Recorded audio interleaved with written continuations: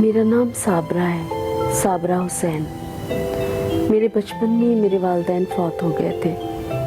मुझे मेरे भाई प्रोफेसर जाहिद हुसैन ने पाला।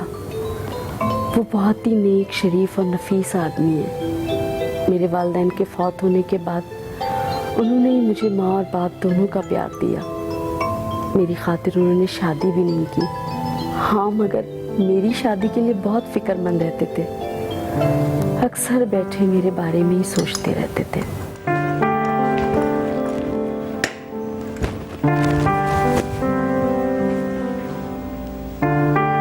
किन सोचों में गुम है भाईजान?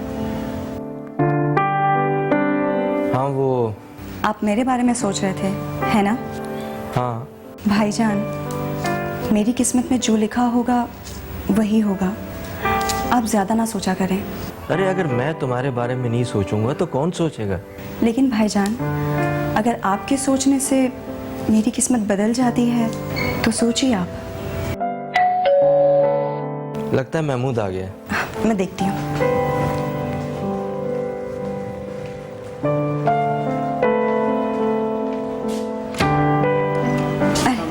वालेकुम सलाम। आज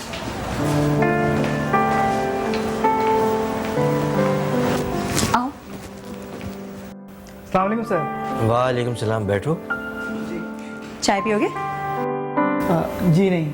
महमूद, तुम्हें तो पता है कि मैं तन्हा चाय नहीं पीता। साबरा इसके लिए कप ले आऊं? जी, मैं भी लाई। नहीं बाजी, मैं अरे, एक तो बाजी भी बोलते हो और ऊपर से तकल्लुफ करते हो। अजीब हो तुम।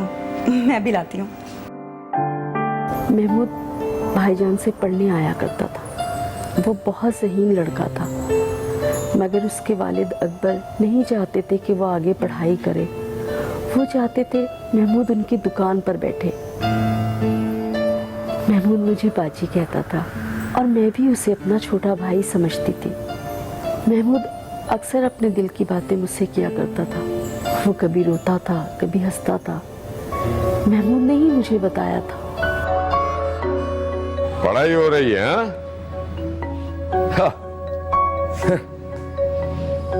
लोगों के बच्चे जवान होते हैं वो तो बहुत खुश होते हैं वो कि चलो हाथ बढ़ाने वाला जवान हो गया।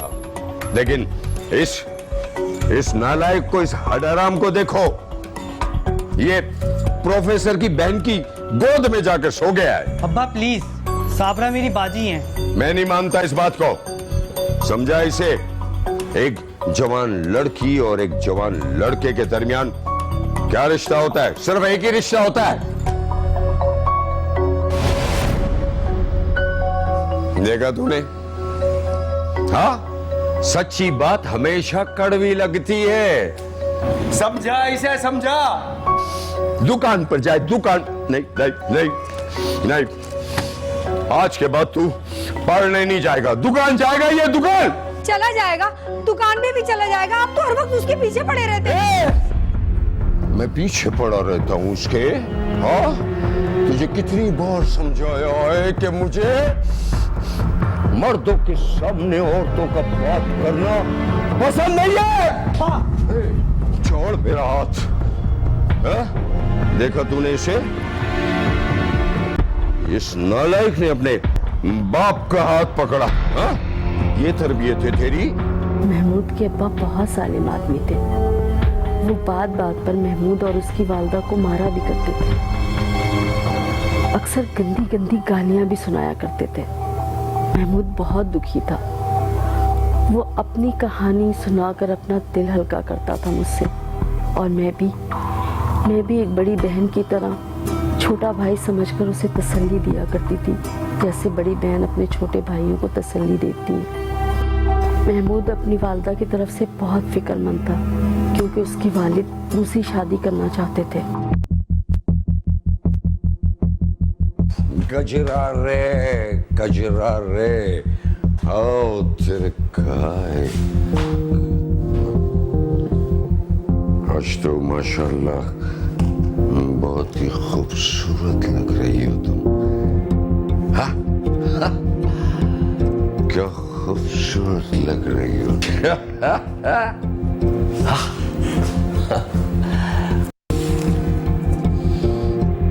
हाँ? अकबर को मना करती है तू, हैं? कोई बात नहीं मानूंगी आपकी। हाँ ठीक है, ठीक है, ठीक है। और वैसे भी मैं दूसरी शादी कर रहा हूं। मैं आपको दूसरी शादी की इजाजत नहीं दूंगी। इजाजत? अरे वो पागल औरत, मैं तुझसे इजाजत नहीं मांग रहा, बता रहा हूं तुझे, बता रहा हूं। और वैसे भी अब तू मेरे काम की नहीं रही है। शरा में तो मुझे दूसरी शादी की इजाजत है ना।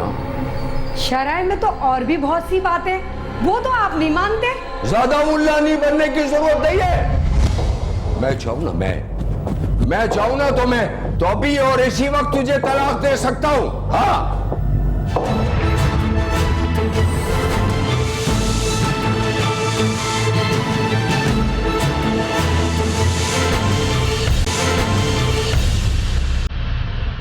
कहते हैं ना, किस्मत का लिखा टल नहीं सकता।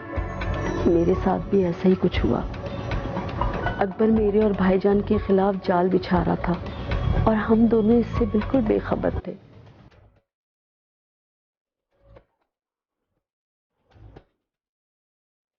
उस दिन मेरी तबीयत बहुत खराब थी। महमूद मुझे अस्पताल ले गया। मैंने कहा ना, किस्मत मेरे खिलाफ जाल बुन रही थी। फूड पॉइजनिंग की वजह से मुझे उल्टियां और मोशन लगे हुए थे। भाईजान भी नहीं थे, कहीं बाहर गए हुए थे और मैं अपने छोटे भाई के साथ अस्पताल गई थी। मुझे क्या मालूम था कि महमूद के साथ अस्पताल जाना मेरी जिंदगी की सबसे बड़ी गलती होगी। 1 किलो चावल दे दीजिएगा और बिरयानी के मसाले भी। अच्छा, तो क्या आज किसी और किस्म की आशी करने का मूड है? हाँ? चावल और बिरयानी मसाला ये लीजिए। हाँ, करंट लगा क्या? हाँ, मैं आपकी शिकायत भाईजान से करूंगी। अच्छा। अच्छा भाई, अच्छा। उल्टा चोर कोतवाल को डांटे हैं? बल्ले भाई बल्ले। प्रोफेसर से शिकायत तो मुझे करनी चाहिए, उल्टा मुझे धमकी दे रही हो तुम? हाँ, ठहर जा बन्नो, तेज काम का ब्रेक मेरे पास है। जब तेरे भाई उस प्रोफेसर साहब की इज्जत मोहल्ले में नीलाम हो जाएगी ना, तब पता चलेगा तुझे। क्या बकवास कर रहे हो? आहिस्ता बोलो साबरा बेगम, इस मोहल्ले में मेरी बड़ी इज्जत है। अकबर साहब का रवैया और उनकी बातें मेरी समझ से बाला तर थे। मेरी समझ में कुछ नहीं आ रहा था। मुझे इतना गुस्सा आ रहा था, मेरा दिल चाह रहा था मैं अकबर का खून कर दूं। लेकिन मुझे अपने भाई की इज्जत बहुत प्यारी थी, इसलिए मैं उसकी बकवास चुपचाप सुनती रही।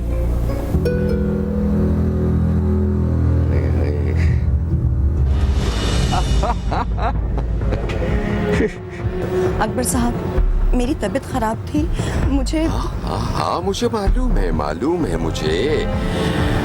मैं तो समझता हूँ, लेकिन मोहल्ले वालों को क्या बताओगी कि एक जवान लड़की को? अकबर साहब, आपका बेटा महमूद मेरे छोटे भाई जैसा है। हाँ, नो। मैं इस चीज को नहीं मानता।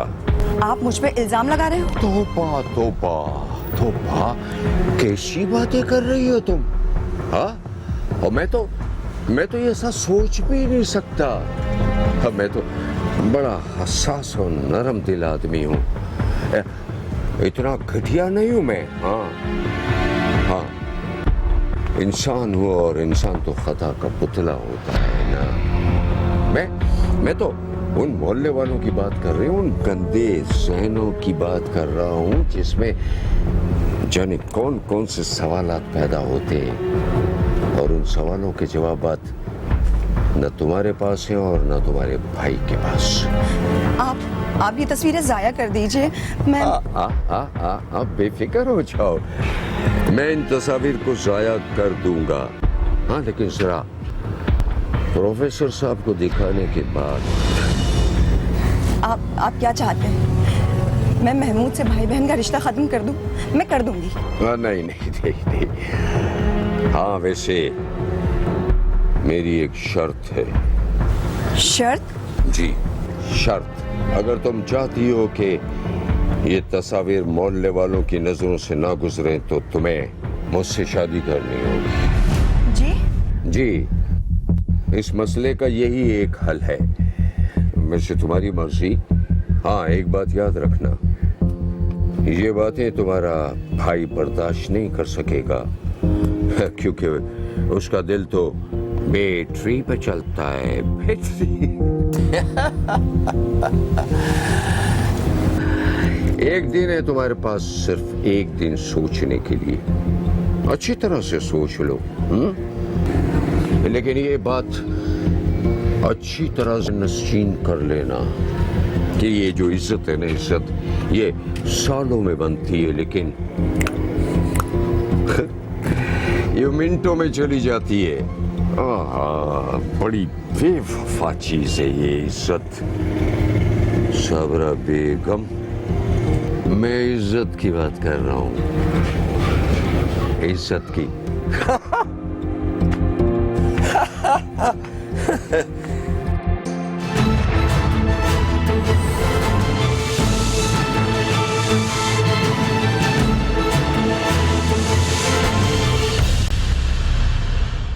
मैं अजीब कश्मकश में मुब्तला थी। मैं सारी रात सो भी नहीं सकी। मेरी समझ में कुछ नहीं आ रहा था। फिर मैंने फैसला किया अपनी जिंदगी की कुर्बानी देने का। मुझे अपने भाई की इज्जत अपनी जान से ज्यादा अजीज थी। मैंने सोचा मुझे किसी न किसी से तो शादी करनी ही है, तो अकबर ही सही। मेरा ख्याल था मैं अपने अखलाक से उस घटिया इंसान को इंसान बना दूंगी। मगर मरहला था भाईजान को राजी करना। वो बहुत उसूली आदमी थे। वो अकबर के साथ मेरी शादी पे कभी रजामंद ना होते, लेकिन उनको राजी करना भी मेरी जिम्मेदारी थी। फिर अकबर मेरे घर रिश्ता लेकर आया। अंदर आ जाए।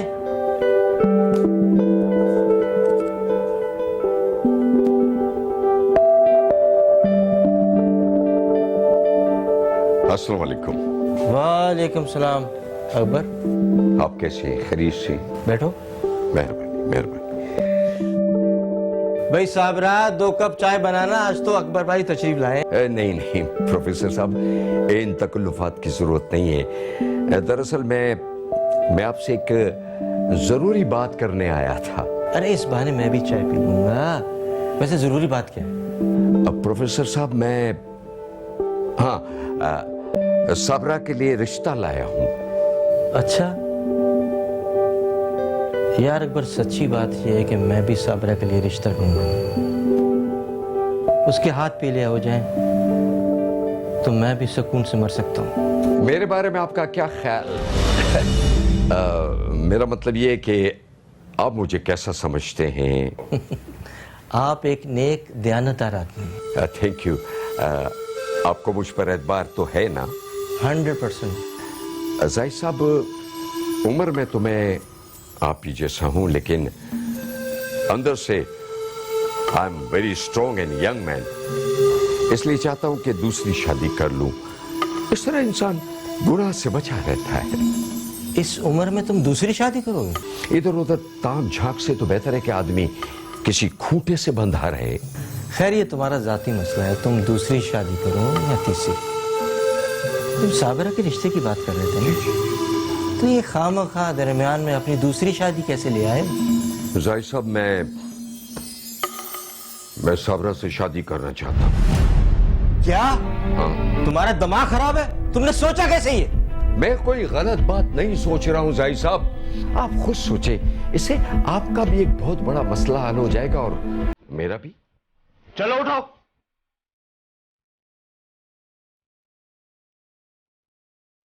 क्या चाहते हैं आप कि मैं और साबरा भाग कर शादी कर ले? क्या बकवास है? ये बकवास नहीं है जाहिद भाई, मैं और साबरा एक दूसरे से प्यार करते थे। हाँ। यकीन नहीं आ रहा ना आपको, हैं? तो जाइए अपनी बहन साबरा से जाके पूछिए कितना प्यार करती है वो उससे।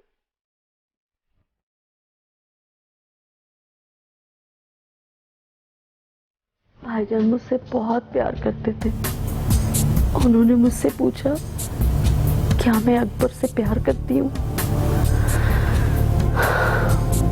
मैं क्या कहती, बस मैंने नजरें नीची कर ली। मैं जानती थी भाईजान अकबर को पसंद नहीं करते, बस मेरी तरफ गौर से देखते रहे। हम भाई बहन 20-25 मिनट इसी तरह खामोश बैठे रहे। फिर भाईजान ने मुझसे कहा जैसे तुम्हारी मर्जी, और चले गए।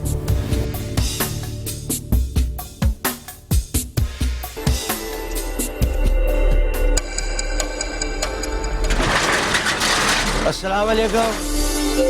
ओ वालेकुम अस्सलाम।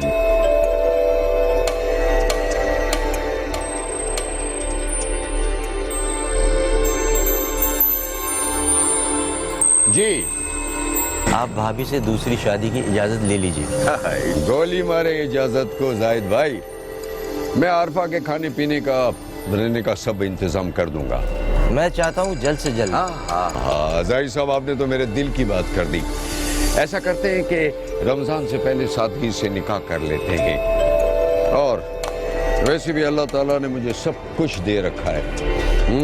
जैस पर तो मैं लानत भेजता हूँ, लानत। ठीक है, मैं साबरा से तारीख पूछ के बता दूँ। आज ही पूछ लीजिएगा। और फिर मेरा क्या है, मैंने तो 2 गवाहों के साथ आना है और शरई तरीके से रुखसती लेकर चले जाना, अपनी बेगम को ले आना। वाह रे मेरी किस्मत, मैं अकबर की बीवी बन गई। ना ढोल बजे, ना बारात आई, ना मायूं बैठी, और ना ही मेहंदी लगी। बस अकबर की तरफ से 2 गवाह और भाईजान मेरे वकील थे। इतनी सादगी से रुखसत होकर मैं अकबर के घर चली गई। कितनी अजीब शादी थी ये, लेकिन मुझे कोई दुख नहीं था। मैंने अपने भाईजान की इज्जत पे हर्फ नहीं आने दिया। भाईजान ने मेरी खातिर उम्र भर शादी नहीं की थी। मैं इतनी कुर्बानी तो उनके लिए दे ही सकती थी, मगर अभी और कुर्बानियां बाकी थी जो मुझे देनी थी।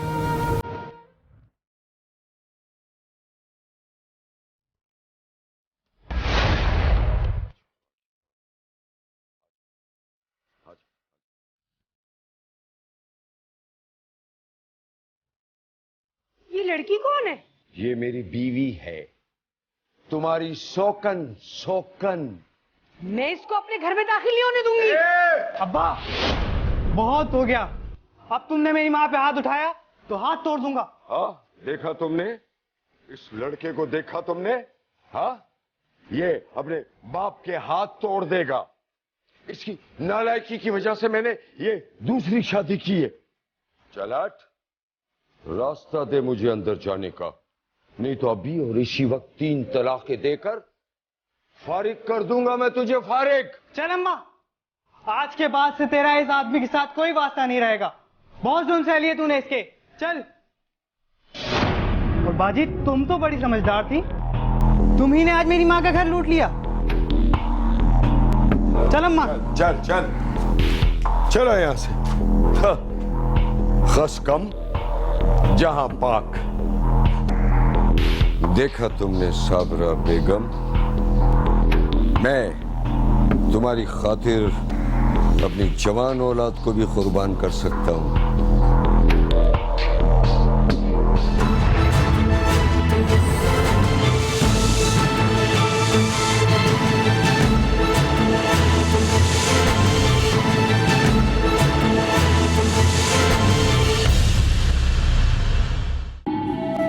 अपनी जिंदगी दांव पे लगा दी थी।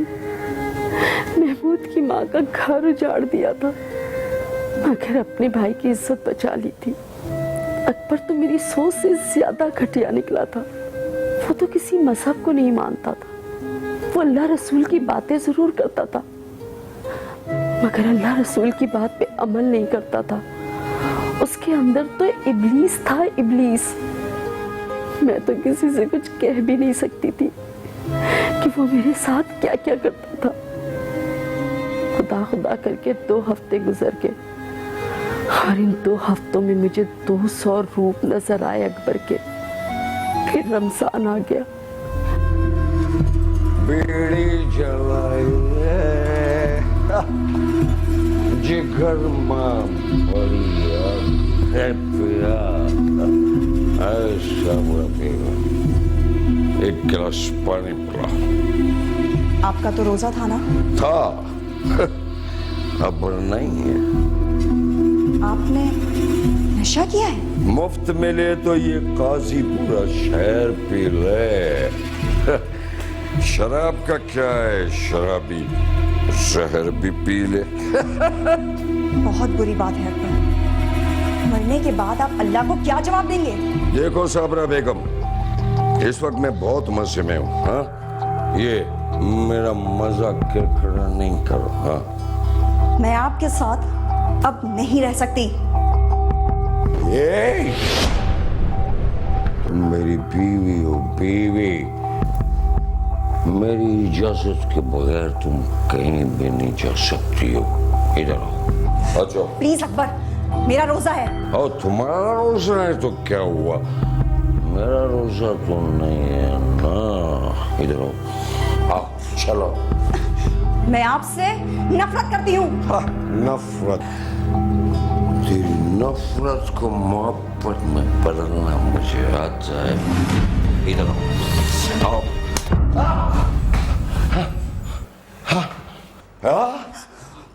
तूने अकबर को मारा, अकबर को मारा तूने।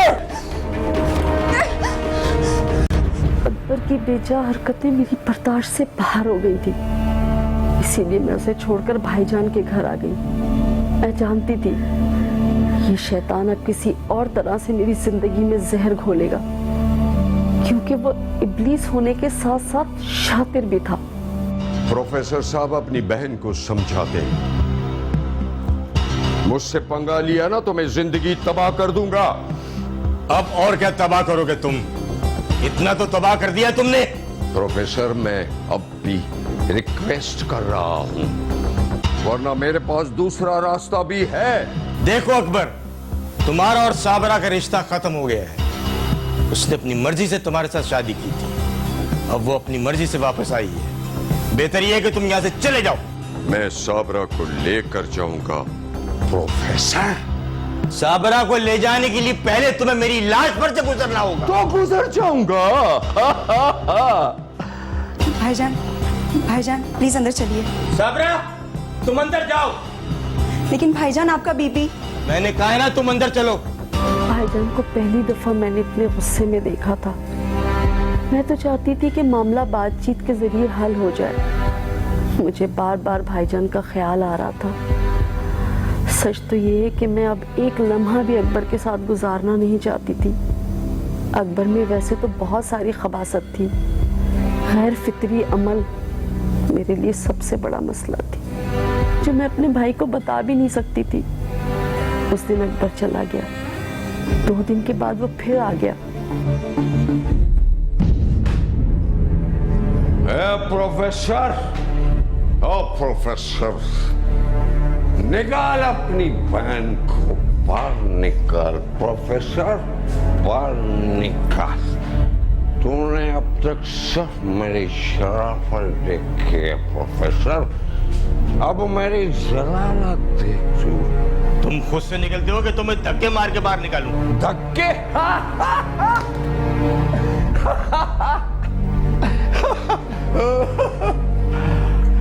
तो अपने बहनों को धक्के मारना है? मार मार धक्का। साबरा को मैं लेकर चलूंगा। वो तुम्हारे साथ नहीं जाएगी। ओ उसका तो बाप भी जाएगा। वो मेरी बीवी है, मेरी बीवी है वो। साबरा, ओ साबरा, कहाँ जा रहे हो तुम?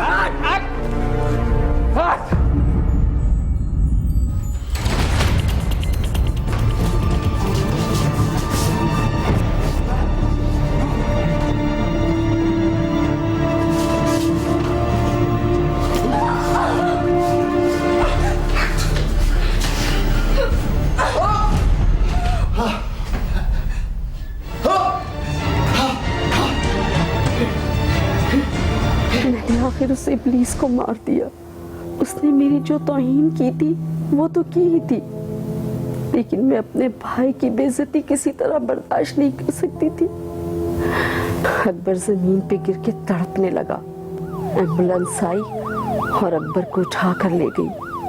मैं जो कॉकरोच या छिपकली को भी नहीं मार सकती थी, उसने एक आदमी का खून कर दिया, एक आदमी को जान से मार दिया। मेरे पास उस इब्लीस नुमा आदमी के लिए कोई ऑप्शन ही नहीं था। प्रोफेसर जाहिद हुसैन की बहन साबरा हुसैन एक कातला बन गई। पुलिस केस तो था ही, अकबर की हथेलियां कट गई थी। बड़ा ही ढीठ आदमी था, 2 दिन तक जिंदा रहा। कत्ल मैंने किए एसएचओ साहब, आप मुझे ले चलें।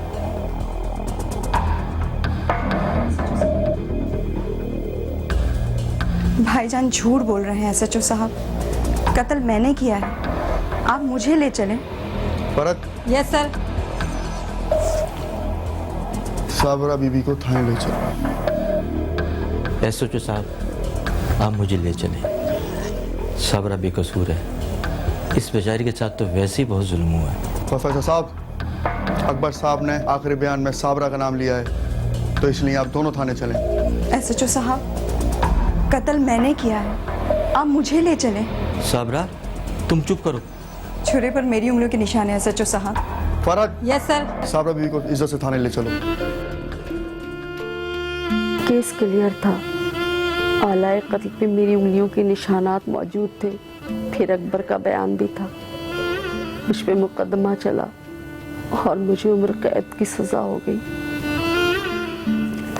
उस मुकदमे के दौरान ही मेरे भाईजान अल्लाह को प्यारे हो गए। मैं आजकल जेल में हूँ। मैंने जो कुछ भी किया था वो सब आप लोगों के सामने है। अब मैं जेल में ही पढ़ाती हूँ। वो कत्ल मैंने गुस्से की हालत में किया था, जिसका मुझे पछतावा है, क्योंकि गुस्सा हमारे मजहब में हराम है।